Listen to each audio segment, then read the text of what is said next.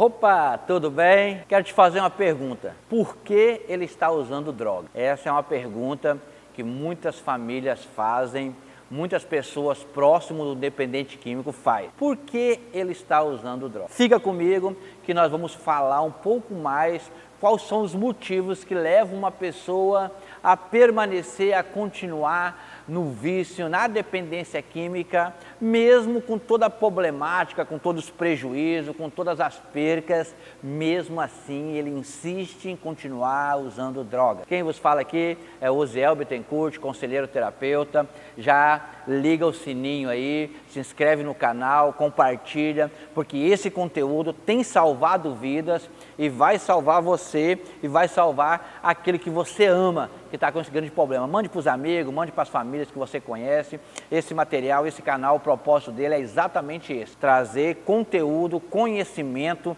para pessoas que estão passando por essa problemática. Beleza? Fica com a gente e vamos entrar no assunto então. É uma pergunta que não quer calar, é uma pergunta que muitas famílias, a sociedade, tudo tem feito ela. Por que que ainda ele continua usando droga? Você também deve ter, às vezes, essa pergunta em questão, não só com alguém que está próximo de você, mas até alguém que você conhece, ok? Dependência química, uma doença crônica, progressiva e fatal. E a gente trata a dependência química, né, em principais 4 áreas da pessoa, na área biológica, psicológica, social e espiritual. Hoje a gente vai abordar, né, a área social, porque a dependência química ela tem muitos fatores que, né, são contribuintes para uma pessoa ou ingressar na dependência química ou permanecer na dependência química. E aí são esses fatores juntos que configuram, né, um adicto que vai se tornar escravo daquela doença, e num loop ali, num círculo vicioso, sem sucesso, por mais que às vezes já tenha tentado 1, 2, 3 vezes, ido para a comunidade terapêutica, internado, feito tratamento com psicólogo, mas mesmo assim ele volta a ter recaído e mesmo assim ele volta à vida de uso. Beleza? Então, quando a gente fala nesses fatores, tanto é argumentativo da parte do dependente químico, como também são fatores que levaram o indivíduo a entrar. O que leva uma pessoa a começar a usar droga? Nas entrevistas, nas triagens que eu tenho feito nesses 18 anos, o mais comum é curiosidade, influência e às vezes rebeldia. Mas o mais comum é a curiosidade, né?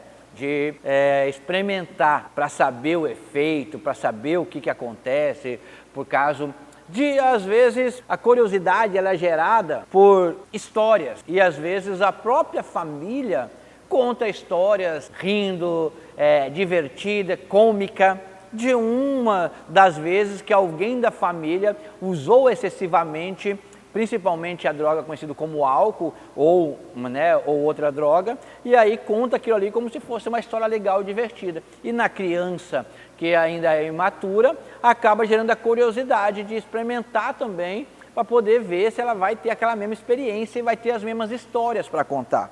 Então, um dos motivos que a pessoa começa a usar droga ou continua usando droga é exatamente porque todos o que ele conhece ou pessoas que ele conhece usam droga, né? Então, hoje em dia, na sociedade, é quase assim, toda família vai ter um dependente de álcool, de tabaco, de maconha, de cocaína ou de outro tipo de droga. Geralmente, sempre um dependente químico, ele vem, a nossa cultura, ela está ligado muito, né, ao contexto de uso de substância.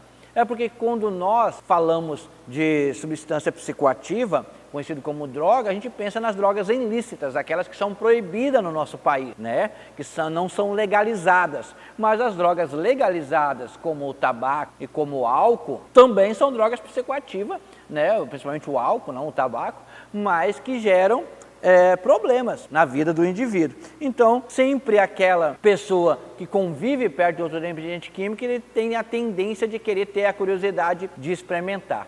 Né? A primeira vez que eu consumi álcool foi no batizado do meu sobrinho, onde os adultos estavam matando o porco na chácara, né? E o lugar onde estavam fazendo isso era longe da casa. E aí num determinado momento daquele dia, eles já estavam um pouco alterados, não queriam mais ir lá fazer as caipirinhas, me levaram junto, eu estava ali com meus 11 anos, falaram, vamos lá, vou te ensinar você a fazer a caipirinha, nas próximas você vem fazer para nós. E eu fui lá e me ensinou a fazer a caipirinha, levou, eles tomaram, daqui a pouco, Zé, vai lá, faz uma caipirinha para nós. E eu fui lá fazer a caipirinha, fiz a caipirinha e levei para eles. Não, ficou ruim demais, tá sem açúcar, tá não sei o que, volta lá e coloca mais isso aqui. Eu voltei, coloquei o que eles pediram, agora ficou boa. Na segunda vez me mandaram de novo. Eu falei, rapaz, para mim não ir lá e voltar aqui de novo, deixa eu experimentar para ver se tá boa. E ali começou a minha experimentação, né? Por quê? Porque eu vivia num meio onde o álcool era uma coisa normal dos casamentos, dia das mães, dia dos pais, Natal, tudo eram festas regadas a álcool. E como eu era uma criança ainda de 11 anos de idade, eu era influenciado e todo mundo do meu círculo ali usava, né, tanto álcool como alguns já também usavam maconha e tudo mais. Então isso me gerou a curiosidade para ter o mesmo sentimento que eles tinham e também um meio social ao qual eu fazia parte contribuiu e colaborou para mim começar a usar. E geralmente é assim que começa. E a influência desses familiares ao qual eu fazia parte tornou também um ambiente propício. Por quê? Geralmente tem uma conotação de brincadeira, de zoação, né, ligado ao uso, porque os próprios envolvidos na situação, que são os parentes, não têm, vamos dizer assim, uma noção da dimensão do tamanho do problema que ele está enfiando aquela pessoa. Então, comigo, por exemplo, os mais velhos começaram a olhar, nossa, o moleque está muito doido, olha lá, tá doidão, tá bebeu, não aguentou nada, já está dando vexame, como se fosse engraçado, né? Igual eu falei na outra palestra, né? Um macaquinho, né? Primeiro bichinho, né? Que é representado a dependência química. Tudo é engraçadinho, tudo é legal, tudo é bacana. E essa influência da família foi um sinalizador que eu poderia continuar fazendo aquilo lá que estava tudo bem, porque todo mundo usava. Então, consequentemente, nos outros eventos, nos outros finais de semana, depois daquele lá, tudo que tinha envolvido álcool, tomava um golinho, tomava o resto da cerveja, tomava o resto do vinho de alguém, não me dava deliberadamente, mas se visse eu tomando também, é sujeito homem, né, deixa ele, tá bebendo aqui com a gente, tal, e vai relevando essa influência familiar. Agora, vamos passar para um outro ponto, que esse vai estar ligado àquela predisposição genética que nós falamos no aspecto biológico. Então, por que também algumas pessoas, você pode dizer, não é universal essa experiência, porque nem todas as vezes tinha essa influência da família. Você pode dizer, não, mas a minha família ninguém nunca bebeu, nem nunca, e ele acabou usando droga. Sim, porque são vários fatores que levam o indivíduo, nós estamos falando separadamente de cada um. Outro fator que pode levar o indivíduo é ser pertencente a um grupo. Assim, por exemplo, começou meu ingresso no mundo do tabaco, do cigarro, porque eu entrei no banheiro da escola, tinha um grupinho de meninos fumando escondido no banheiro da escola, eram os meninos mais velhos, né? E aí eu queria andar com eles, participar com eles, falei, não, pai, que você é menino pequeno, não vai dar com nós não, tal, nem fumar você fuma ainda. Eu falei, não, mas eu fumo sim, me dá aí. Mesmo tossindo, passando mal, tudo mais, eu quis fumar, mesmo sem nunca ter pensado, eu tenho vontade de fumar cigarro, simplesmente porque eu queria pertencer àquele grupinho. Então, para eu fazer parte daquele grupo, eu precisava consumir e usar aquilo que eles estavam usando.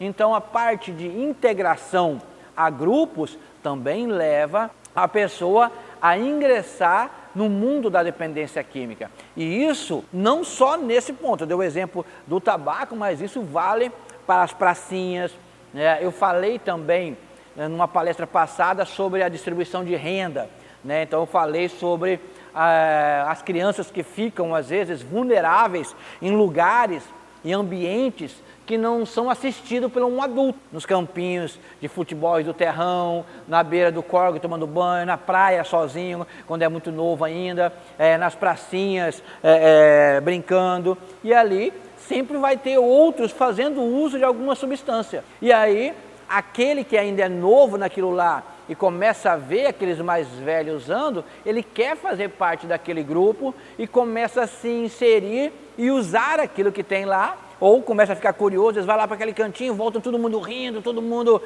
contando piada, empinando bicicleta, fazendo de tudo. Você fala, o que essas pessoas usam lá que elas voltam dessa maneira? E te gera a curiosidade também de começar a fazer parte daquilo lá. Então isso é um chamativo para a pessoa entrar no mundo da dependência química. Mas tem um fator, aliás, alguns fatores genéticos também, que acabam sendo um influenciador para a pessoa ingressar na dependência química, começar a usar droga. E por isso ele permanece um determinado tempo.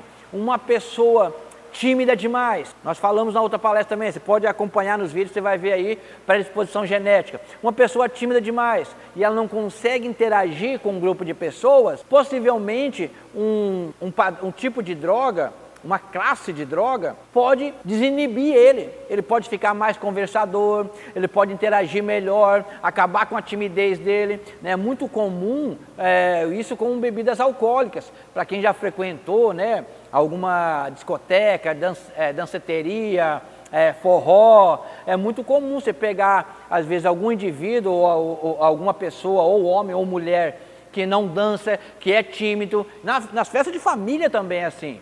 Chega aquela pessoa quietinho, tímida ali, né, no cantinho dela, e começa a beber 1, 2, 3, daqui a pouco já está dançando com cabo de vassoura, já está interagindo, já está contando piada, já se torna descontraído. É muito comum você ver isso, e as pessoas não conseguem perceber que aquele comportamento de ele associado uso à desinibição dele, à interação dele, vai gerar um sinalizador na mente dele que é uma coisa positiva, aquela substância. E isso vai contribuir para ele continuar usando. A questão é que a doença ela é progressiva. Isso que significa? Ele vai precisar de dosagens cada vez maiores para ter o mesmo resultado, porque o corpo vai desenvolvendo uma tolerância àquela substância. Então, a mesma latinha de cerveja que ele tomava e deixava ele muito eufórico, agora ele vai ter que tomar um bag todo, agora vai ter que tomar uma caixa toda, beber a noite toda, para poder tentar alcançar ou chegar perto daquele resultado, mas como o corpo desenvolveu essa tolerância, vai desenvolver a compulsividade. Por isso que a pessoa, às vezes, independente da circunstância, continua usando droga. Então esse é mais um fator, essa questão de se relacionar, né, com outras pessoas ou com outros grupos. Esse é um sinalizador fortíssimo para a pessoa continuar usando. Então, né, tem um ditado popular, me diga com quem tu andas que eu direi quem tu és. E isso se aplica muito bem nessa questão do ingresso na dependência química. A partir do momento que ele tem essa dopamina, esse sinalizador positivo com aquela substância, ele não vai mais fazer o uso recreativo, mas ele vai começar a buscar aquela substância para ter o efeito eufórico e de descontração que já ele não tem mais naturalmente. Então isso é um sinalizador de ele continuar buscando a substância e a doença vai aumentando, ou seja, ela vai progredindo. E a progressão da doença é a diminuição do indivíduo. Então esses são alguns fatores, né? E junto com isso, outro fator que nós estávamos falando do ingresso da dependência química, né? Então um fator, por exemplo, é aumento da produtividade com o uso de substâncias. Hoje nós temos muitos profissionais que usam substâncias associados com seus empregos, associados com suas profissões, né? Porque no início ele vai gerar essa potencialização. Hoje nós temos mundialmente, por exemplo, o exame antidoping. Por que foi criado o exame antidoping nos esportes? Porque o atleta que fazia uso de substâncias proibidas, psicoativas, que alteravam o seu metabolismo e alteravam o seu humor, ele ficava em vantagem em cima do outro atleta que não usou nenhuma substância. Por exemplo, aí nos anos 80, anos 70, a gente tem aí históricos de jogadores que faziam uso de cocaína ou de outras drogas da classe estimulante do sistema nervoso central, porque ela elimina dor, ela elimina cansaço, ela elimina fadiga e aumenta a energia, porque aumenta o batimento cardíaco. Então, esses atletas tinham um desempenho maior do que quem não usava, mesmo que ia ter o sentido rebote depois. Ele ia usar toda a energia extra para aquele momento. Depois ele podia até ficar deitado, dormindo, com dores musculares, passando mal, ia ter que fazer uma reposição de vitaminas e tudo mais, aminoácidos, ok. Mas não tem como ignorar que a droga, no início, ela acaba potencializando. Existe Algumas drogas, por exemplo, de farmácia, que é muito usada por universitários ou pessoas que vão fazer provas de que exigem um esforço mental muito grande, que acaba potencializando a atividade neural e ele acaba usando aquilo lá para poder assimilar a leitura mais rápido, para potencializar. Só que o uso contínuo vai gerar prejuízo, vai gerar uma dependência, vai gerar uma consequência, mas de início a droga acaba trazendo essa ideia. Eu tive uma parte da minha vida que eu me tornei pintor letrista. Hoje em dia, com a tecnologia aí dos plotter, das impressões e tudo mais, já são menores os profissionais da área do pincel, né? De pintar, de escrever letreiro com tinta e pincel. Mas eu trabalhei nessa área, o meu cunhado que me ensinou era alcoólatra. Então, às vezes a gente ficava até mais tarde bebendo e usando, e no outro dia tinha que pintar cedo. Então, quando ele levantava cedo, que ele pegava no pincel, a mão estava tremendo, não conseguia a coordenação motora estabilizar. O que ele fazia? Pegava uma dose de pinga e bebia. Quando ele bebia essa dose de pinga, automaticamente a mão dele conseguia se concentrar e parar de tremer e estabilizar. Ou seja, no início, acabava se tornando mais produtivo. É lógico que, com o tempo, ele não dava conta nem de ir para o serviço, porque a doença é progressiva.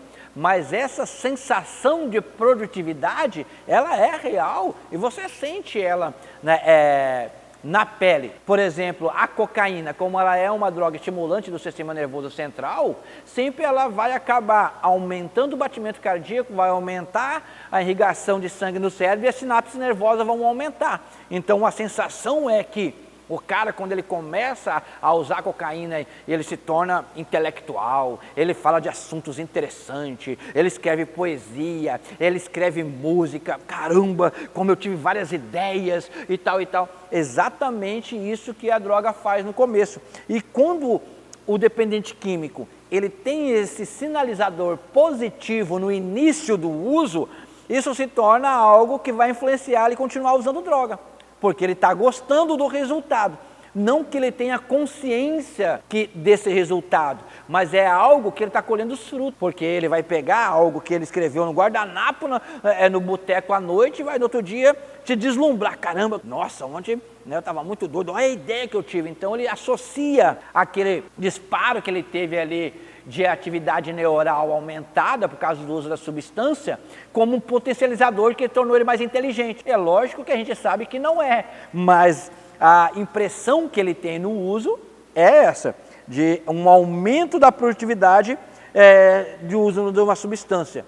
E aí, isso tudo são sinalizadores, né? No início do vídeo eu falei por que ele usa droga. Na verdade, nós que estamos de fora hoje presenciando todos os prejuízos associados ao uso de substância, a gente sabe que aquilo lá trouxe muito mais prejuízo, foi muito mais devastador na vida dele do que algum fruto que ele produziu do efeito da droga.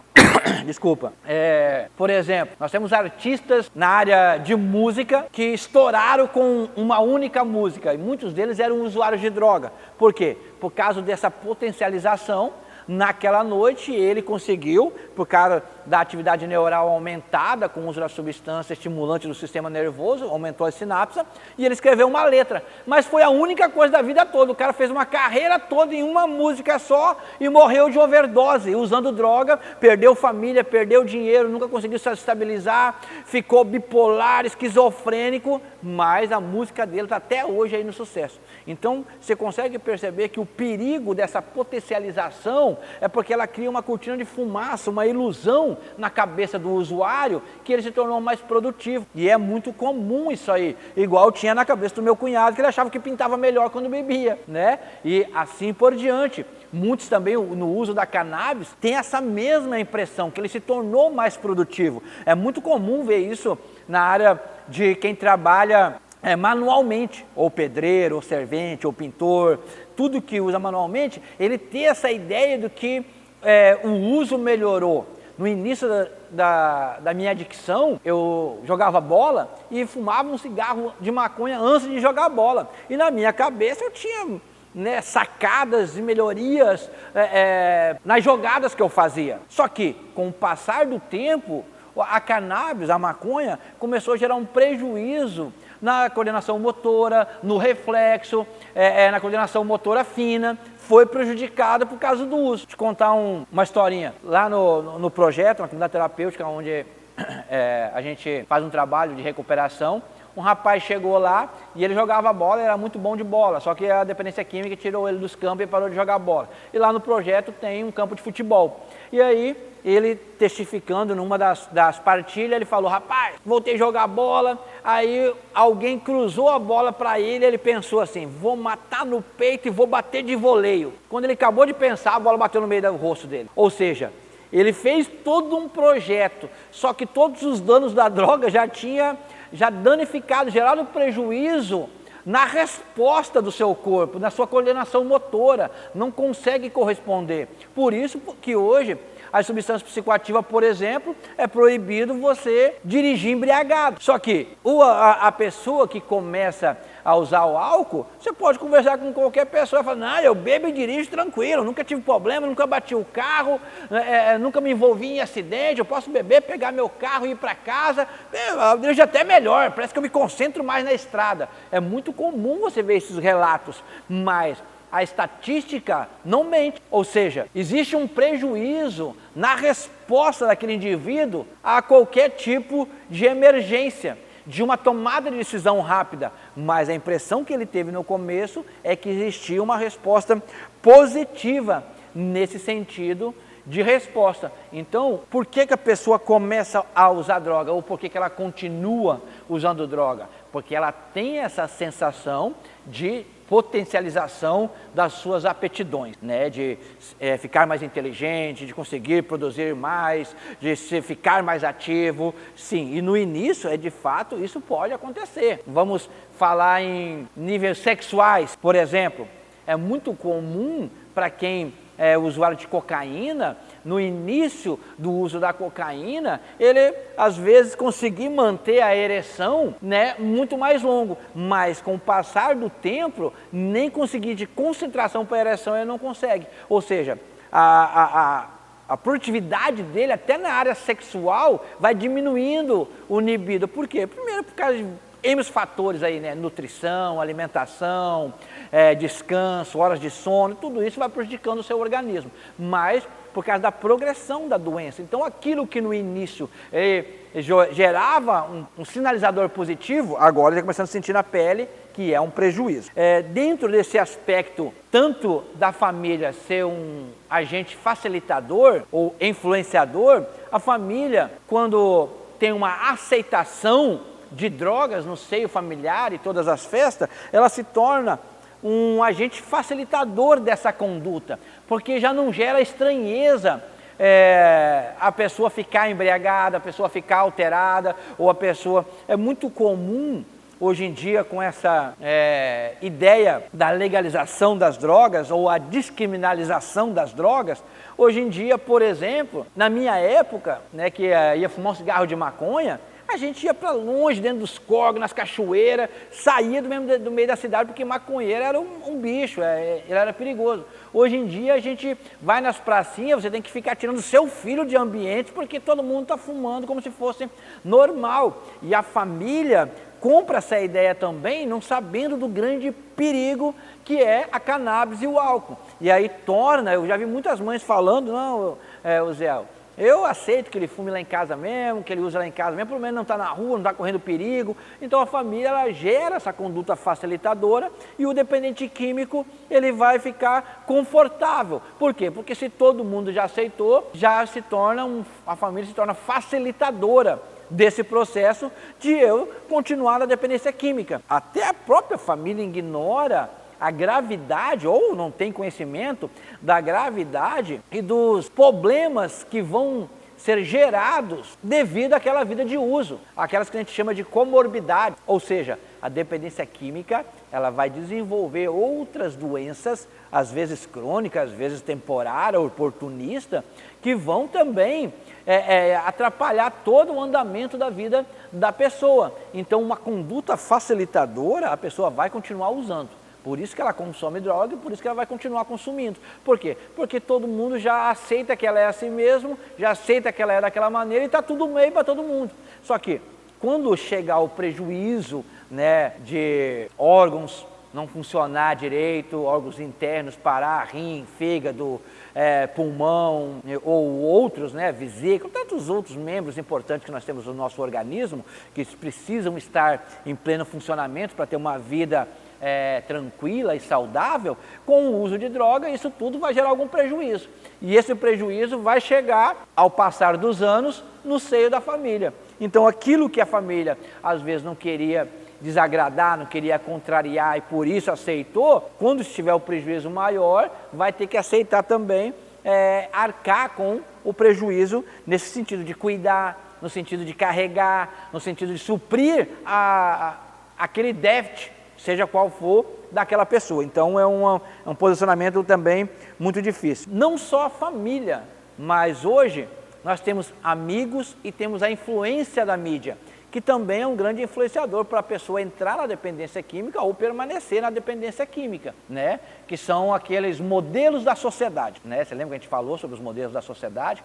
Então hoje, né, eu sempre falo assim, olha, pega um filme, elimina as cenas de sexo, droga e violência e fala o nome de um filme bom. A gente vai contar nos dedos os filmes bons se você tirar essas três coisas, sexo, droga e violência. Então a gente precisa entender que um adolescente ou um jovem que está sendo formado psicologicamente, ele vai começar a olhar para esses artistas, ele não sabe separar o que é ficção e o que é realidade. Então ele acaba ingressando e adentrando cada vez mais. Então temos que tomar cuidado quem está à nossa volta, quem está nos cercando, porque isso pode se tornar um grande influenciador, tanto para a pessoa entrar na dependência química, como para continuar a dependência química. Ok? Fique com a gente, até o próximo vídeo, vamos estar falando muito mais sobre dependência química, um conhecimento que não tem fim. Até a próxima!